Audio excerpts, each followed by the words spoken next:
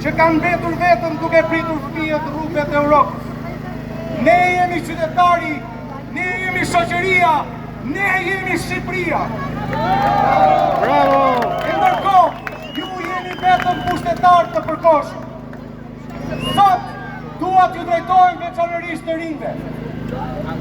Sidomos atyre të rinjve që kanë ambicie politike.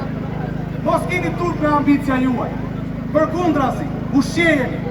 Shqipëria ka një nevojë për njerëz të rinj që ndërrojnë të bëhen deputet, ministra, kryeministra, politikanë, por jo vetëm për të marrë një postë deputeti. Ambicia juaj duhet jetë më e madhe se sa posti. Taj ju kërkoj që të luftoni për ndërtuar institucione. Aq të forta sa nesër kur pushtetin ta keni ju, ato institucionet jemi që ndë që thonë jo. Mos e shisni vetën për të hyrë në dhunë, dhe mbajeni mend diçka. Politikanët tanë nuk janë perëndi. As ata që qeverisin sot, as ata të djeshmit, e as ata të ardhshmit. Janë njerëz të përkohshëm, të vdekshëm. Ndaj mos u përkulni, ndaj askujt. Zoti e bekoft Shqipërinë, Zoti u bekoft juve, Zoti i bekoft shqiptare, dhe Zoti i bekoft filin doj që proteston kundrejt padrejtësisë.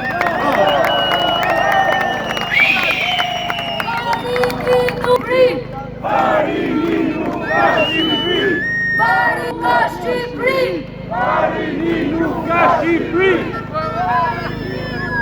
Për të gjithë ata që kanë menduar se pedagogët nuk i mbështesin studentët, sot në shes si çdo ditë tjetër kemi profesorin e nderuar Lush Susaj në mbështetje të kësaj proteste dhe të studentëve.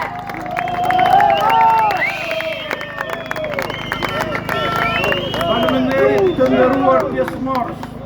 E mora fjalën sonte për të ndarë me ju kënaqësinë më të madhe dhe të vërtetën historike që sikur se natën e parë, edhe sot në ditën e 87, jo vetëm që nuk jemi demotivuar të mësuar, por përkundrazi jemi më të fortë, më të bashkuar e më të vendosur se kurrë për të shkuar deri në fund të rikthimit të demokracisë dhe pluralizmit real në Shqipëri.